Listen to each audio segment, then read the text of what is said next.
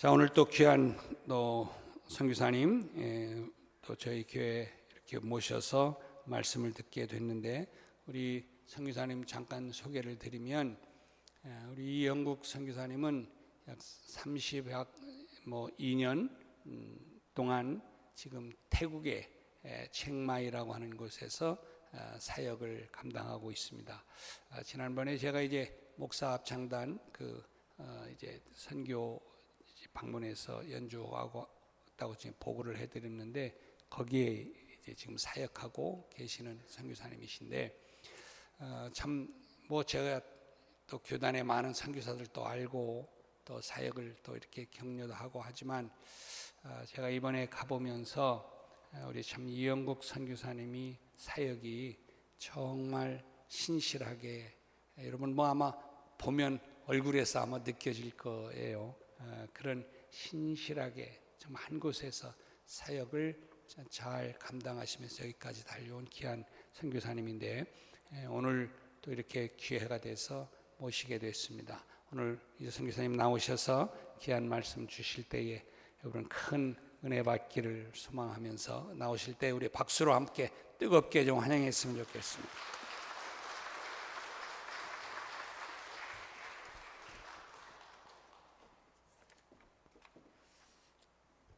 네, 안녕하세요. 저는 이형국 선교사고, 제 아내는 추승주 선교사입니다.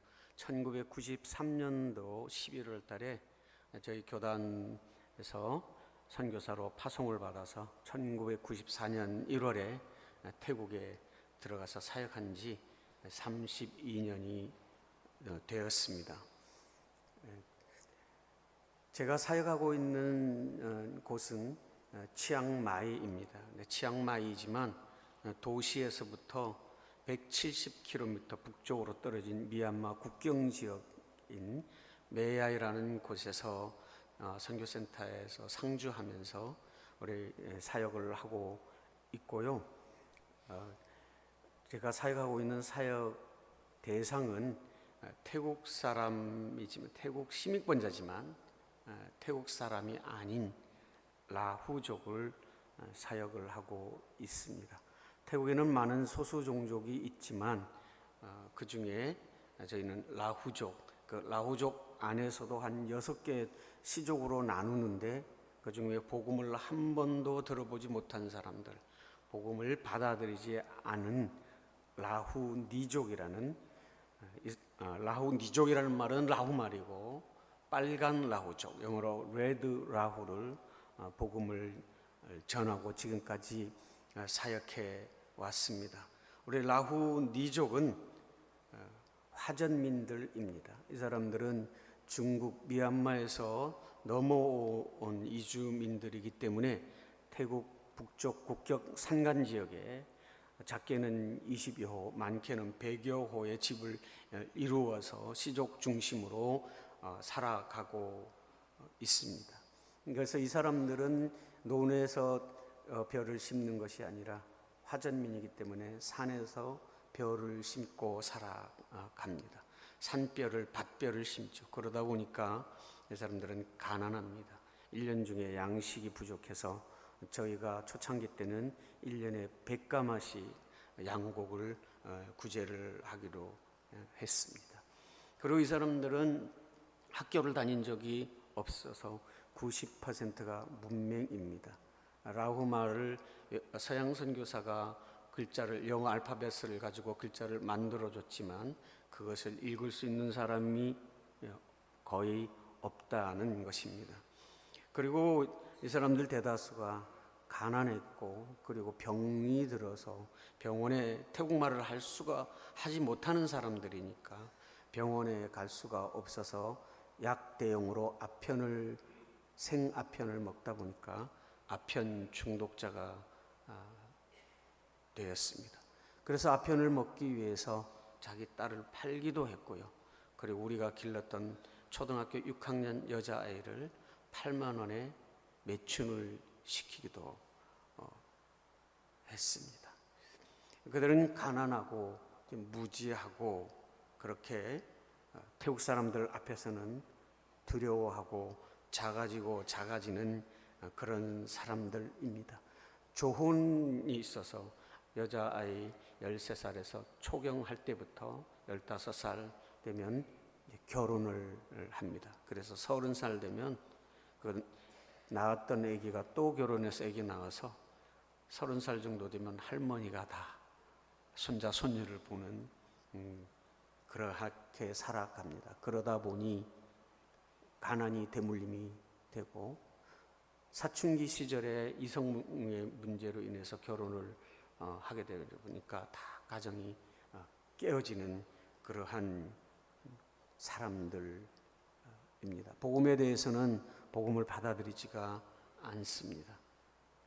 산마을마다에 행정적으로는 이장이 있지만 마을에 무당이 있어서 무당의 허락이 없이는 예배당을 지을 수가 없습니다.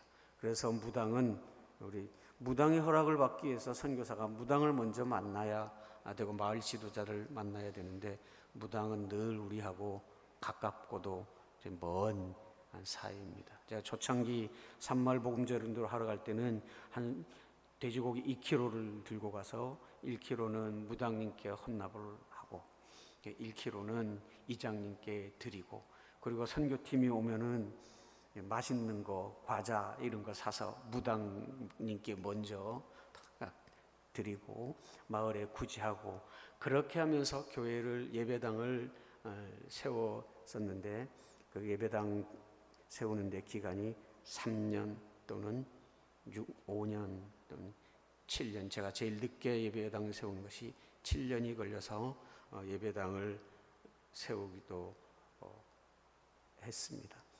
제가 선교를 30여 년 하면서 느끼는 것은, 깨닫는 것은, 초창기 젊을 때는 내가 열심히 해서 이루어진 일이라고 생각을 했지만 지금은 하나님께서 행하셨다, 하나님이 역사하셨고 하나님이 직접 행하심으로 말미암아 이루어진 일이라고 생각을 합니다.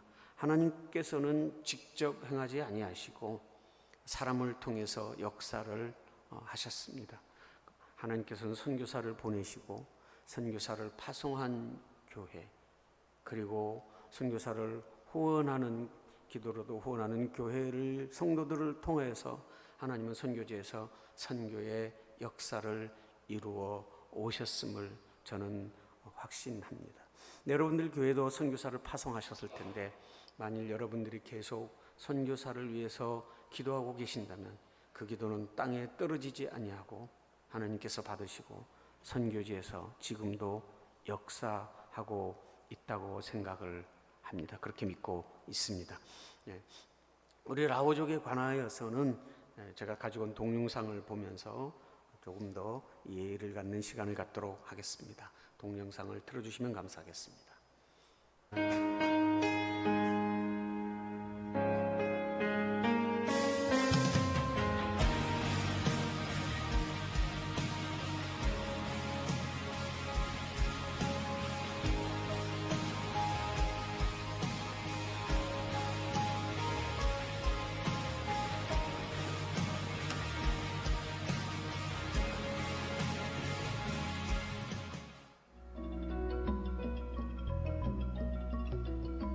산악지대로 이루어진 태국 북부의 중심 도시 치앙마이. 치앙마이에서도 메아이군 같은 미얀마와 인접한 국경지대에는 여러 소수 산악 부족이 화전을 일구며 살아가고 있다. 소수민족 박해와 미얀마의 내전, 가난 같은 다양한 이유로 자이반, 타이반으로 이곳에 정착한 소수 부족들. 그 중에서도 라후족은 이 산악지대의 정상부 깊고 험한 지역에 자리 잡아 더욱 열악한 삶을 이어가고 있다.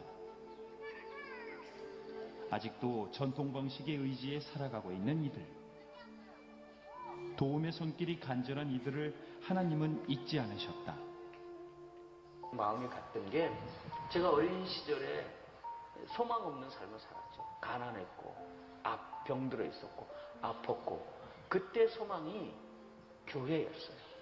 교회 선생님이 나를 사랑해줬고 목사님이 나를 사랑해줬고, 그것이 자라면서 이게 하나님의 사랑이었구나라고 생각 들었고, 나같이 병들고 가난하고 조그만한 사람이 지금 선교사가 되어 여기 왔다면 이 산속에 살고 있는 소망 없는 어린 아이들에게도 예수님이 계시다면 이 아이들이 삶이 변화될 것이다. 나처럼 되는 사람이 생겨날 것이다. 하나님이 주신 축복을 라우족 아이들에게 되갚기로 한 이 선교사는 아이들에게 태국어를 가르쳐 이들이 학업을 이어갈 수 있도록 도왔다.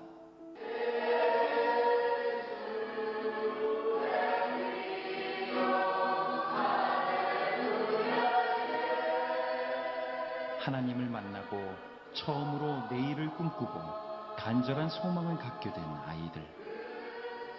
매일 저녁 감사함으로 하나님을 찾는다.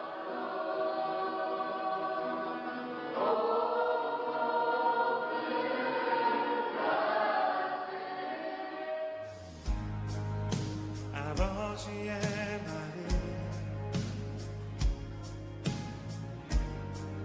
가난한 자 억울한 자 저희가 어린 때부터 지금까지 길렀던 자매고요. 지금 사용하는 말은 태국말이 아니라 라후어입니다. 현재는 대학교를 졸업하고 교사가 되어서 유치원 교사로 있습니다.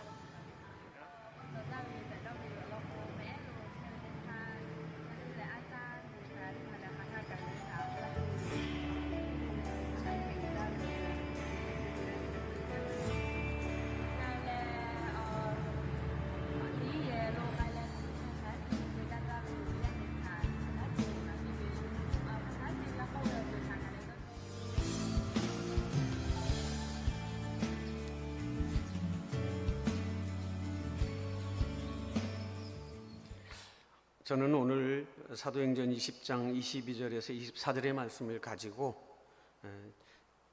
저와 선교지에 관계된 간증을 하려고 합니다.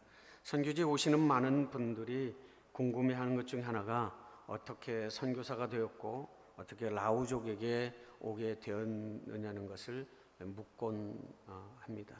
저는 일반 대학교를 졸업하고 늦게 사회생활을 하다가 늦게 서울 신학대학원에 들어가서 졸업을 하고 선교지로 바로 나갔습니다.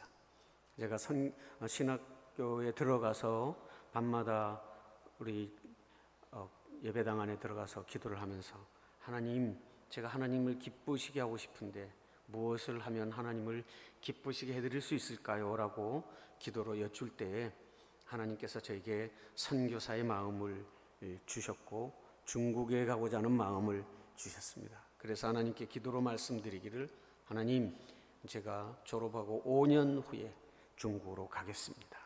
그렇게 마음을 먹고 공부를 하고 있었습니다. 그런데 태국에 계신 선교사님이 안식년을 가야 되는데 후임이 없어서 찾다가 제가 선교사가 되겠다고 결정한 줄 알고 저를 만나서 태국에 오지 않겠냐고 그렇게 저한테 물어보셨어요. 그때 제가 속으로 답은 나누지 않고 속으로 하나님, 뒤에 국자 중국, 태국 국자는 같은데 앞자가 틀리네요.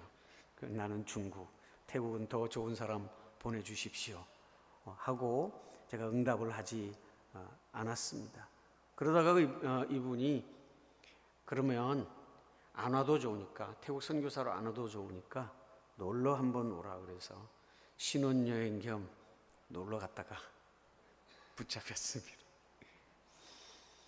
거기서 한 40일 동안 생활하고 선교지에서 돌아왔는데 그때가 제가 졸업할 때였고 막 결혼을 했을 때인데 제가 가려고 했던 교회에서는 부교제로 가려고 했던 교회에서는 없었던 일로 하고 오지 마라 그러더라고요. 그러니까 제가 갈 곳이 없었습니다.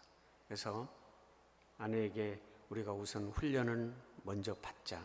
갈 곳이 없으니 훈련원에 들어가야 되겠다. 그래서 훈련원에 들어가서 하나님께 훈련 받으면서 새벽에 기도할 때에 하나님께 두 가지 표적을 구했습니다. 하나님, 제가 기드온의 양털처럼 하나님을 시험하려고 하는데 만일 이것이 잘못된 거라면 용서하시고 받아주지 마시고 하나님 마음에 드시면 들어 응답해 주십시오. 첫 번째는 제가 우리 교단 교회 어느 누구에게도 저를 파송해 달라고 요청하지 않겠습니다. 제가 태국에 가는 것이 태국 라후족에 가는 것이 하나님의 뜻이라면 하나님께서 다 연결시켜 주십시오. 두 번째는 하나님 제가 거기 가서 사역할 붙들을 수 있는 말씀을 주십시오. 내가 붙들고 사역할 수 있는 말씀, 내가 붙들어 죽을 수 있는 말씀을 제게 주시면 제가 거기에 가겠습니다. 왜냐하면 40일 동안에 거기에 있을 적에 산을 3시간 걸어가야 했고 어떤 마을은 5개, 산 5개 넘어가는 10시간을 걸어가는 마을에 가서 방문을 하고 격려하고 왔었기 때문입니다. 그렇게 기도를 드릴 때에 언젠가부터 파송교회가 생겨나기 시작을 했습니다. 우리 교단의 어떤 교회는 저를 만나지도 않고 면접을 보지도 않고 우리 이형국 선교사 파송하겠다고 교회에서 결정을 내려버렸습니다. 그렇게 되다 보니까 마음이 좀 궁금해져서 하나님 파송교회는 생겨나는데 제가 거기에 가야 됩니까? 말씀을 달라고 하는 중에 새벽 기도 시간에 24절의 말씀이 생각이 났습니다. 나의 달려갈 길과 주 예수께 받은 사명 곧 하나님의 은혜의 복음을 증거하려는 일을 마치려 하면은 나의 목숨을 조금도 귀한 것으로 여기지 아니하노라는 사도 바울의 고백이었습니다. 그 말씀을 보면서 이 말씀이 사도행전 20장에 있는데 혹시 내가 잘못 해석할 수 있겠다 싶어서 20장 전체를 읽어보자. 그래서 20장을 쭉 읽어 나가는데 23절의 말씀이 다시금 제 가슴을 찔렀습니다. 내가 결박과 환난이 나를 기다린다 하시나 나의 달려갈 길과 주 예수께 받은 사명. 결박과 환난이라는 단어가 제 가슴을 찔렀습니다. 하나님, 제가 40일 동안 있었던 그곳이 열악하고 힘들고 어려운 지역이고 한 번도 본 적이 없는 사람들이지만 제가 이 말씀 붙들고 선교지로 가겠습니다 라고 하고 선교사로 파송되어서 선교지 들어갔습니다. 그래서 선교사가 되면 다 언어 공부 먼저 하지 않습니까? 저 언어 공부 잘 했습니다. 우리 라운말로 안녕하세요는 어보우자입니다. 감사합니다도 어보우자, 다 어보우자, 미안해도 어보우자, 다 어보우자라는 말을 하는데 저는 6개월 만에 설교하고 기도를 했습니다. 어떻게 해서 했냐면은 싹 다 외워버렸어요. 사실은 그때 제가 열심히 언어를 해야 우리가 살아남으니까 언어 공부하다 보니까 꿈을 꿔도 라오어로 꿈을 꿨고 꿈을 꾸다가 잠꼬대를 해도 라오어로 했습니다. 심지어 치앙마이 시내를 걸어가는데 호텔 앞에 관광버스 앞에 한글로 스타 여행사 썼더라고요. 그래서 제가 그걸 보고 읽었어요. 스타 여행사. 근데 저 글자 어디서 내가 많이 본 글자인데 어디서 봤지? 잠깐 머물러 있다가 이렇게 한글이지, 우리나라 말이지. 그렇게 라오어에 했습니다. 그러면서 사역을 시작을 했습니다. 어린아이들 돌보는 기숙사를 지어서 어린이 사역을 시작을 했고 산마을에 복음을 전하기 위해서 선배 선생님과 함께 산마을에 복음 전하러 갔습니다. 한 번 집을 떠나면 3, 4일, 5일 매일 한 마을씩 돌아다니면서 방문하면서 사역을 해왔습니다. 단기 선교팀들이 오면은 선교팀들을 모시고 산에 들어가서 그들에게 과자도 주고 구제 옷도 주고 약도 주고 마약 먹는 사람들 약으로 진료하고 질병 있는 사람들 약으로 진료하면서 그들의 마음 문을 열도록 그렇게 사역을 해왔습니다. 그렇게 사역을 하는 마음이 기뻤었는데 어느 날부터 이 사람들이 미워지기 시작을 하는 거예요. 말도 잘 듣지도 않고 자기들 하고자 하는 원하는 대로 하고 심지어 현지 목회자들조차도 대답은 하는데 가서 보면 그 일을 이루어 놓지 않는 것을 보면서 화가 났습니다. 무엇보다도 가장 화가 났던 건 그들의 민족인데 그 마을 사람들을 위하여서 사랑 못하는, 헌신 못하는 그것이 그 목회자들을 보면서 마음속에 분노가 일어나기 시작을 했습니다. 하나님, 이 사람들 좀 어떻게 좀 해주세요. 제가 라우말로 하면 선교사님은 라우말을 잘 못해서 그래요. 그러고 조금 잘하면 우리말을 잘 이해 못해서 그래요. 그러고 더 잘해서 말을 하면 선교사님은 우리 문화를 이해하지 못해서 그래요. 분노가 차고 있었습니다. 하나님, 나 이 사람들을 믿습니다. 그렇게 있을 때에 우리가 개척한 교회에서 핍박이 일어났습니다. 예배드리고 나오는 전도사님을 흙돌로 머리를 쳐서 실신시키고 예배당을 다 무너뜨리고 예수를 믿으려면 이 마을에서 떠나고 이 마을에 살려면 예수를 버려라. 그렇게 마을 지도자가 말을 했습니다. 그래서 수많은 믿던 사람들이 다 마을에 살기 위해서 예수님을 버렸습니다. 그 마을을 떠난다는 것은 그들에게 있어서는 죽음이나 마찬가지였기 때문입니다. 그런데 내 가정이 예수 믿겠다고 해서 마을을 떠나 그 밑에서 저랑 같이 한 달간 예배를 드리다가 더 이상 살 수가 없어서 먹을 양식이 없어서 다 뿔뿔이 흩어졌습니다. 그 마을에 교회 예배당을 다시 세워야 되겠다는 마음을 하나님께서 주셔서 매 주일 오전 예배는 거기에 드리기로 하고 갔습니다. 제가 살고 있는 매아이 선교센터라는 곳에서 차량으로 2시간 반을 가고 거기서 모터배 30분을 타고 올라간 다음에 걸어서 1시간을 가는 마을이었습니다. 그 마을을 올라가서 마을 사람하고 접촉을 해서 다시금 예배당을 지으려고 올라갔는데 그전에는 제가 올라가면 반갑게 맞아줬던 사람들이 저를 외면했습니다.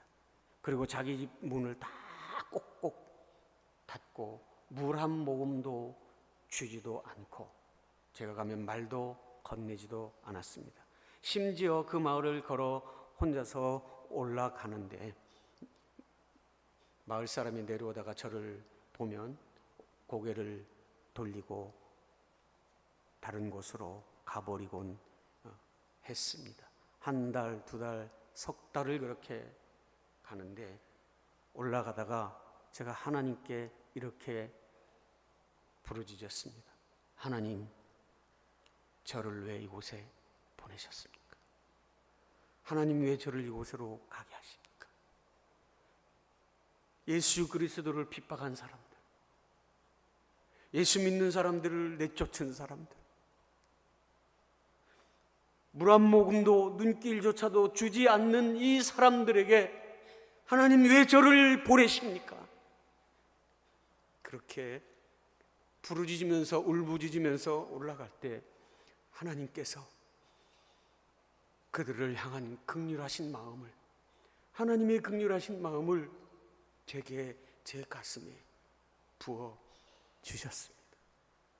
그래서 올라갔는데 어느 날 마을 지도자인 핍박 주동자가 열병에 걸려 있다는 소식을 들었습니다. 그래서 다짜고짜 그 집에 들어가서 제가 가지고 온 수건에 물을 적셔서 옷을 벗기고 몸을 닦아주면서 내가 기도해 줄까? 그렇게 물으니까 기도해 달라 그러더라고요. 간절히 기도해 주고 약 주고 센터로 돌아와서 새벽마다 하나님께 기도드렸습니다. 하나님, 저 사람 고쳐주세요. 하나님께서 고쳐주시지 아니하시면 어떻게 교회가 다시 세워질 수가 있겠습니까? 그렇게 기도할 때 6일 후에 그 사람의 열병이 나았고 3개월 후에 예배당을 다시금 건축할 수 있었습니다. 그리고 지금은 그렇게 핍박했던 사람들이 다 예수를 믿고 교회를 지키는 사람들이 되었습니다. 저는 이렇게 산마을을 다니면서 정말 최선을 다해서 사역을 했습니다. 자동차가 없어서 강을 헤엄쳐 건너기도 했습니다. 달밤에 환자들이 산마을에 환자들이 있다고 해서 현지 전도사님과 함께 옷 홀라닥 벗고 옷을 머리 위에 얹고 강을 건너가기도 했습니다. 여러분 아시다시피 제가 좀 짧지 않습니까? 강물을 건너가는데 이 정도 오는데 저는 이 정도 오더라고요. 허리가 확확 돌아가는 길을 갔습니다. 어떤 산마을에 가면 호롱불 밑에서 꿈틀꿈틀 거리는 음식을 내줬습니다. 그때 이렇게 하고 말을 하고 먹었습니다. 에이, 내가 먹고 싶어서 먹나? 선교사니까 먹지. 손님이 왔다고 물을 내주는데 그 물 위에는 기름이 둥둥둥둥 떴습니다. 왜냐하면 그 당시 우리 라오종 너무 가난해서 물통을 엔진 오일 통에 물을 담아서 먹었기 때문, 보관해서 먹었기 때문입니다. 그것을 보면서 먹고, 우기철에는 컵에 물을 주는데 조금 있으면 흙이 둥둥둥둥 떠 있는 그 물을 먹으면서 그들에게 복음을 전하러 가곤 했습니다. 산마을에 가면 가장 먼저 오는 사람들이 어린 아이들이에요. 그 어린 아이들이 달려오는데 빨가벗고 새카맣고 콧물 흐르고 머리는 빡빡 깎은 아이들이 달려오는데 저는 그곳에서 제 어린 시절의 모습을 보았습니다. 그리고 그곳에 서 계신 예수님을 보았습니다. 그때 제가 예수님께 말씀드리기를, 예수님,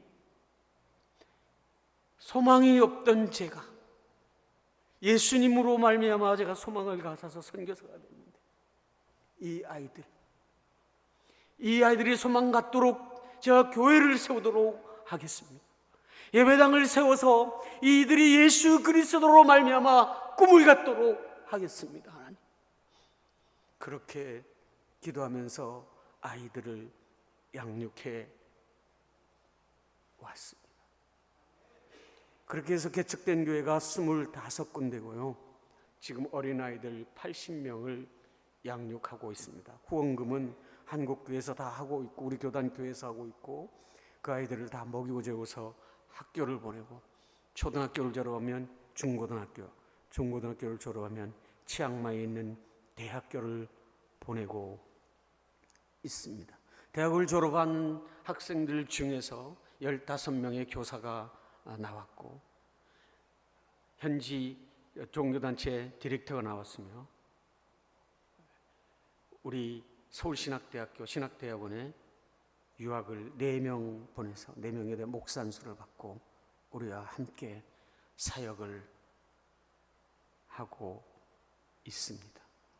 이 사람들이, 이 젊은이들을 기르면서 우리 신학교 산마을에 예배당을 세우고 교회를 건축해야 되기 때문에 신학생들이 필요해서 신학교를 열었습니다. 현재 신학교 14명 학생들이 공부하고 있습니다. 이 신학생들이 변화되기 위해서, 우리 학생들이 변화되기 위해서, 왜냐하면 우리 라우니족, 빨간 라우족은요, 다른 라우족들조차도 안 가요. 안 만나요. 복음을 전하지를 않아요. 이 아이들이 자기 마음대로 살기 때문입니다. 그래서 이 아이들을 변하기 위해서 1년에 120일에서 150일씩 한 끼 금식하며 산을 다녔고, 학생들이 변화되기를 위해서 기도할 때 하나님께서는 긍휼히 베풀어 주시어서 이 젊은이들이 변하여 사역자가 되게 하셨습니다. 그렇게 사역을 했는데 10년이 지나서 안식년 떠나려고 할 때에 우리 라오 형제들이, 라오 사람들이 저와 아내에게 이렇게 말을 해주었습니다. 선교사님, 우리와 같이 먹고 자고 우리와 함께 입어주셔서 감사를 드립니다. 그 말을 들으면서 하나님께서 제게 주시는 위로였음을 알았습니다. 저는 그렇게 하는 것이 선교사의 삶이라고 생각을 했기 때문입니다. 그렇게 힘을 다해서 사역을 했는데 제 몸이 병이 들기 시작을 했습니다. 하나님, 심장이 송곳으로 막 찌르는 것 같고 그 다음에 숨이 퍽 막히니까 죽는 것 같더라고요. 그래서 새벽기도 나가지 못하고 침대에 누워서 하나님, 내가 아파서 새벽기도 예배당에 나가서 못하는 거 아시죠? 나는 죽을 것 같은데, 난 죽어도 괜찮을 것 같은데 우리 아이가 3살, 5살, 7살인데 그 아이들을 어떻게 해요? 그렇게 하나님께 기도드리니까 하나님께서 저보고 죽어 그러시더라고요. 저 너무너무 놀랐어요. 아니, 세상에 죽으라고 하나님이 어디 계세요? 너가 지금 아빠로서 사역을 하면서 살아있다고 해서 네 자식을 돌보고 있냐? 왜냐하면 제 사역지는 학교가 없었어요. 그러니까 우리 아이들이 학교를 다니려면 치앙마이에 가야 했습니다. 치앙마이에서 공부하고 금요일 날 제 아내가 아이들을 다 데리고 3시간 반 차를 대절해서 매화에 와서 예배 드린 다음에 주일날 예배 마치고 집으로 돌아가는 생활을 했습니다. 그렇게 보니까 제가 진짜 자녀를 돌보고 있지 못하더라고요. 그래서 하나님, 그렇네요. 제가 뭐 살아있다고 해서 자식들 돌보지 못하고 있네요. 그렇지만 하나님, 이제 죽는 건 겁이 안 나는데 제가 하나님 앞에 가서 사명 다하지 못하고 죽는 게 부끄러울 것 같습니다.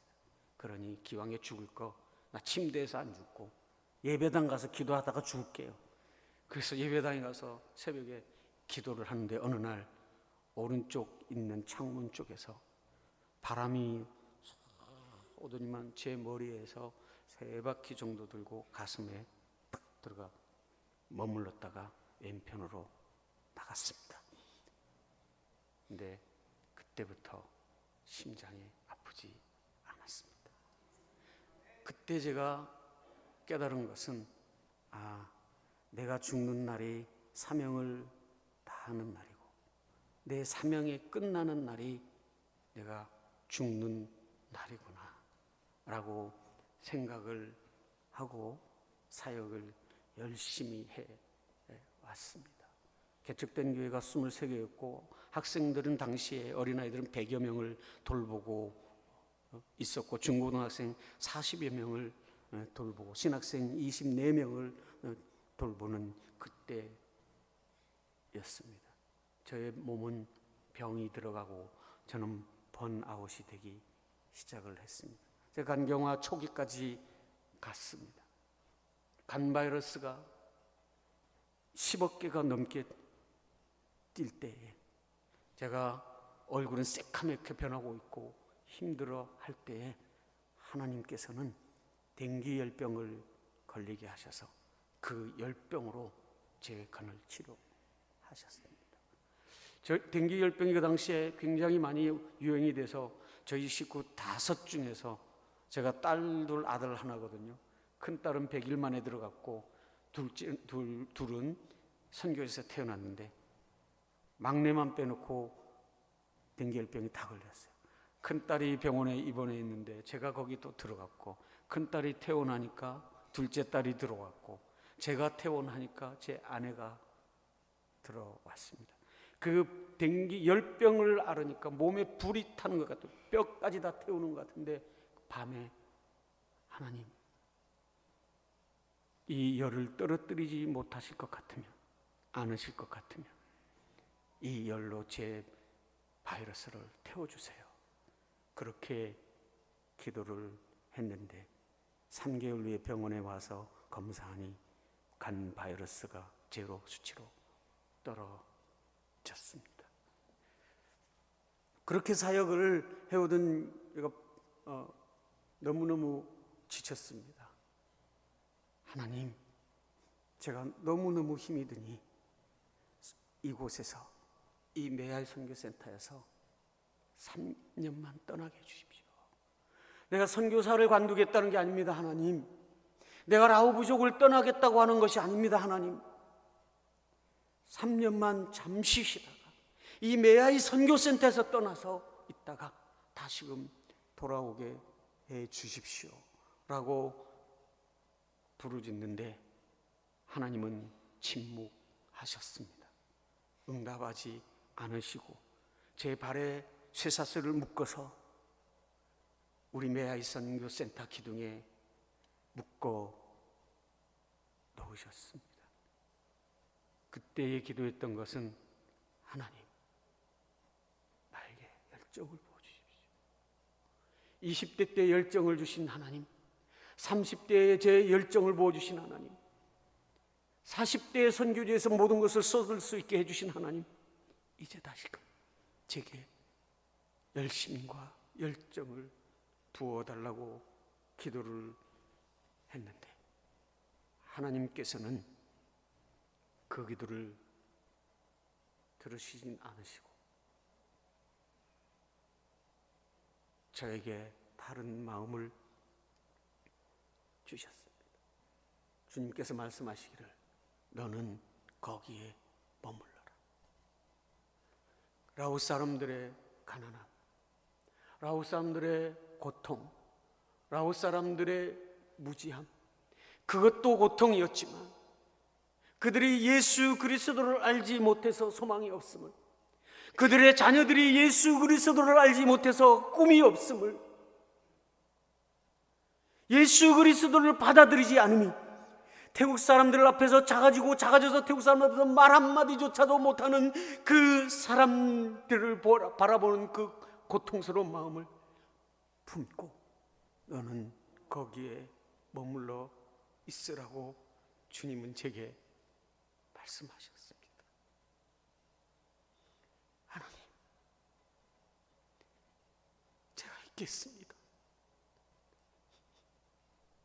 이것이 주님이 주신 마음이라면, 이것이 주님이 주신 명령이라면 제가 여기에 머물러 있겠습니다. 그렇게 하나님 말씀에 순종하다가 보니 32년이 되었습니다. 저는 저의 비전 가지고 사역하지 않았습니다. 저는 저의 꿈을 가지고 사역하지 않았습니다. 저는 하나님의 말씀에 순종을 했습니다. 주님이 머물러라고 그러면 머물렀고요. 주님이 가라고 그러면은 갔고, 주님이 저에게 먼저 다가오셨기 때문에 제가 라오스 사람들에게 갔고, 주님이 저의 죄를 용서해 주셨기 때문에 라오스 사람들의 잘못을 용서했고, 주님께서 나를 품으셨기 때문에 제가 라오스 사람들을 품을 수가 있었습니다. 그렇게 30년을 사역해왔고, 돈이 부족할 때면 하나님께 기도했습니다. 제가 심지어 이런 기도도 했어요. 하나님, 제 자녀들 말고 제가 기르는 이 학생들 등록금 내야 되는데 하나님 등록금 없어 봤어요? 이 돈 없는 제 마음 알고 있어요. 이 아이들한테 쌀로 먹여야 되는데 먹이지 못하는 제 마음을 하나님은 알고 계세요. 하나님은 말씀은 없으셨지만 필요에 따라서 채워주셨습니다. 얼마 전에 제가 우리 학생들한테 그런 얘기를 종종 했습니다. 얘들아, 이 선교센터에 사는 것이 너희들 마음대로 자유롭지 못하니까 감옥에 사는 것 같지. 근데 어느 날 나도 생각해 보니까 나도 감옥에 살고 있더라. 난 니네들 때문에 어디 못 가고 있잖아. 그리고 니네들도 외롭지. 근데 우리도 외로워. 여기 한국 사람이 나하고 사모님 뿐이야. 니네는 라오스 사람이 있으니까 만나도 되지만 우리는 두 사람밖에 없어. 그래도 이렇게 가지 않니? 그래서 하나님께, 하나님, 우리는 센터에 상수도가 아니에요. 우물을 파서 물을 끌어올려서 쓰는데, 하나님, 제가 좀 깨끗한 물에 살고 싶어. 30년 살았으면 됐지 않아요, 하나님? 근데 깨끗한 물은 안 주시고요. 그래, 필터를 통해서 물을 깨끗해야 되겠고. 근데 이번에 왔는데 한 교회에서 필터하고 물탱크 교체하라고 헌금 주셨어요. 그리고 제가, 하나님, 외로워요. 위로할 사람이 필요해요. 그때에 오신 분들이 누구냐면 우리 목사님들 오신 목사 합창단이었습니다. 저는 이영록 목사님을 뵌 적이 없습니다. 저는 한국에 들어와도 일만 딱 보고 가지 총회도 참석해 본 적이 없고요. 저희 교단 총회도 총동문회 체육대회도 가본 적이 없습니다. 난 하나님만 보고 가면 되지, 그렇게 고지식하게 해왔습니다. 근데 하나님께서 이렇게 보내주셨는데 저희가 얼마나 많은 위로를 받았는지 몰라요. 우리에게 주시는 노래였습니다. 그리고 그 23분이 오셨는데 어떻게 목사님께서 감동을 받으셨는지 모르겠어요. 우리 사역지 다 보시지도 않았는데, 근데 제가 나오기 전에 하나님, 후원금이 중단이 돼서 80만 원의 사역비가 필요한데, 저는 어디 가서 돈 달라 소리도 잘 못하는데 하나님 도와주세요. 이번에 가면 제가 말을 하겠습니다. 그렇게 했는데 목사님께서 저희 다녀가서 부친 대신 이봉 목사님께 저희 사역의 이야기를 하셨나 봐요. 근데 그분께서 우리 선교사들을 위해서 매일마다 기도하시는 분이신데 저를 기억해 주신 거예요. 저는 얼마나 놀랐는지 모릅니다. 그런 분들의 기도 때문에 제가 여기서 사역하는구나 생각을 합니다. 근데 그분이 기도만 하시는 게 아니라 우리 목사님과 함께 만나러 갔는데 이야기를 들으니 귀한 일들도 하고 재정도 후원도 필요한 것 같은데 당신이 후원하시겠다는 거예요. 근데 얼마인 줄 아세요, 여러분? 딱 80만 원이었어요. 제가 얼마나 놀랐는지 모릅니다. 그리고 제가 하나님께 이렇게 기도를 드렸습니다. 하나님, 세상에 돈 많은 사람도 많은데, 교회 안에 부자도 많은데 왜 98세 되신 목사님입니까? 저에게 뭘 요구하시려고 하나님 이렇게 하십니까?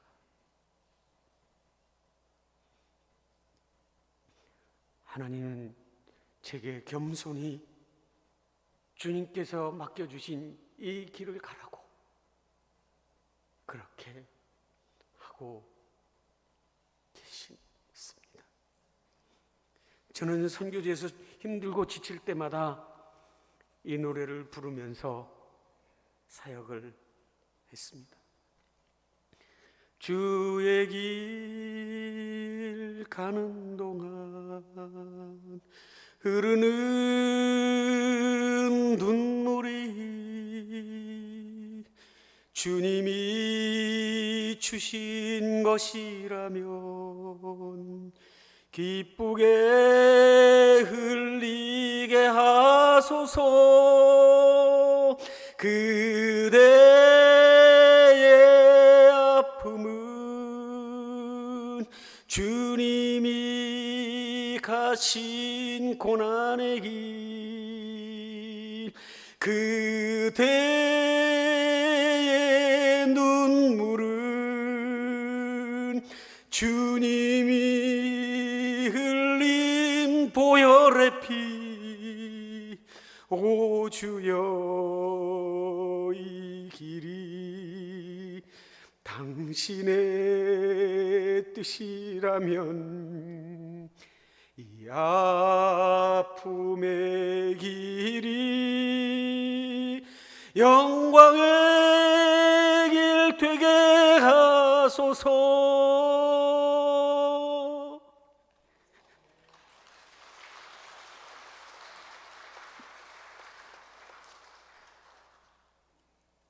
저는 뛰어난 건 아무것도 없지만 하나님께 순종하면서 이 길을 왔습니다.